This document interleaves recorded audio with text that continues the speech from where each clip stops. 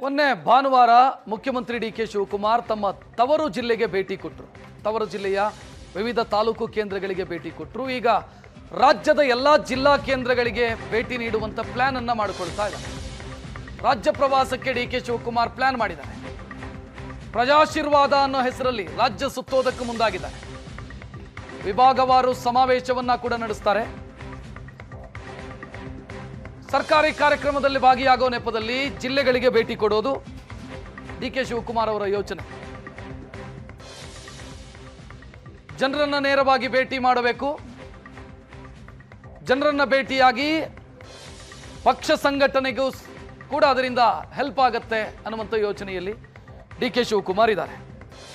ಎಲ್ಲ ಜಿಲ್ಲಾ ಕೇಂದ್ರಗಳಿಗೂ ಭೇಟಿ ಕೊಡೋದರ ಜೊತೆಗೆ ವಿಭಾಗವಾರು ಸಮಾವೇಶಗಳನ್ನ ಕೂಡ ನಡೆಸೋ ಯೋಚನೆಯಲ್ಲಿದ್ದಾರೆ.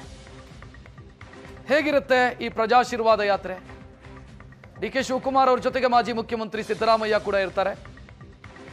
ಜನರ ವಿಶ್ವಾಸ ಗಳಿಸಲು ಪ್ರಜಾಶೀರ್ವಾದ ಯಾತ್ರೆ ಅನ್ನೋದು ಇವರ ಕಾನ್ಸೆಪ್ಟ್. 8 ರಿಂದ 10 ಯಾತ್ರೆ ನಡೆಸೋದಕ್ಕೆ ಹೈಕಮಾಂಡ್ ಸಲಹೆ ಕೊಟ್ಟಿದೆಯಂತೆ. 2-3 ಜಿಲ್ಲೆ ಅಥವಾ ಒಂದು ವಿಭಾಗ ಅಂತ ಮಾಡಿ ಅಲ್ಲೊಂದು ಸಮಾವೇಶ ಮಾಡಬೇಕು. ಪೂರ್ಣ ಪ್ರಮಾಣದ ಸಂಪುಟ ಅಸ್ತಿತ್ವಕ್ಕೆ ಬಂದ ನಂತರ ಈ ಕಾರ್ಯಕ್ರಮಗಳನ್ನು ಹಮ್ಮಿಕೊಳ್ಳುವಂತ ಯೋಚನೆಯಲ್ಲಿ ಕಾಂಗ್ರೆಸ್ ಇದೆ. ಇರಿ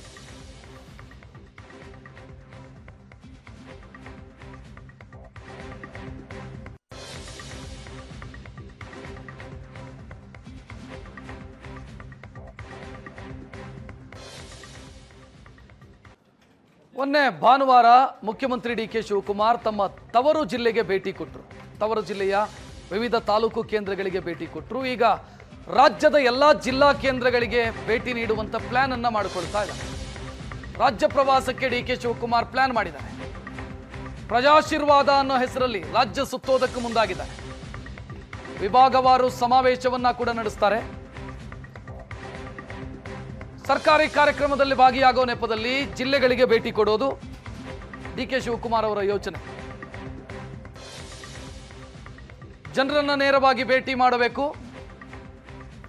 ಜನರನ್ನ ಭೇಟಿಯಾಗಿ ಪಕ್ಷ ಸಂಘಟನೆಗೂ ಕೂಡ ಅದರಿಂದ ಹೆಲ್ಪ್ ಆಗುತ್ತೆ ಅನ್ನುವಂಥ ಯೋಚನೆಯಲ್ಲಿ ಡಿ ಕೆ ಶಿವಕುಮಾರ್ ಇದ್ದಾರೆ.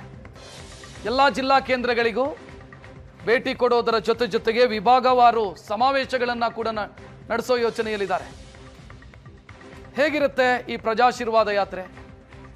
ಡಿ ಕೆ ಶಿವಕುಮಾರ್ ಅವರ ಜೊತೆಗೆ ಮಾಜಿ ಮುಖ್ಯಮಂತ್ರಿ ಸಿದ್ದರಾಮಯ್ಯ ಕೂಡ ಇರ್ತಾರೆ. ಜನರ ವಿಶ್ವಾಸ ಗಳಿಸಲು ಪ್ರಜಾಶೀರ್ವಾದ ಯಾತ್ರೆ ಅನ್ನೋದು ಇವರ ಕಾನ್ಸೆಪ್ಟ್. 8 ರಿಂದ 10 ಯಾತ್ರೆ ನಡೆಸೋದಕ್ಕೆ ಹೈಕಮಾಂಡ್ ಸಲಹೆ ಕೊಟ್ಟಿದೆಯಂತೆ. 2-3 ಜಿಲ್ಲೆ ಅಥವಾ ಒಂದು ವಿಭಾಗ ಅಂತ ಮಾಡಿ ಅಲ್ಲೊಂದು ಸಮಾವೇಶ ಮಾಡಬೇಕು. ಪೂರ್ಣ ಪ್ರಮಾಣದ ಸಂಪುಟ ಅಸ್ತಿತ್ವಕ್ಕೆ ಬಂದ ನಂತರ ಈ ಕಾರ್ಯಕ್ರಮಗಳನ್ನು ಹಮ್ಮಿಕೊಳ್ಳುವಂತ ಯೋಚನೆಯಲ್ಲಿ ಕಾಂಗ್ರೆಸ್ ಇದೆ. ಇರಿ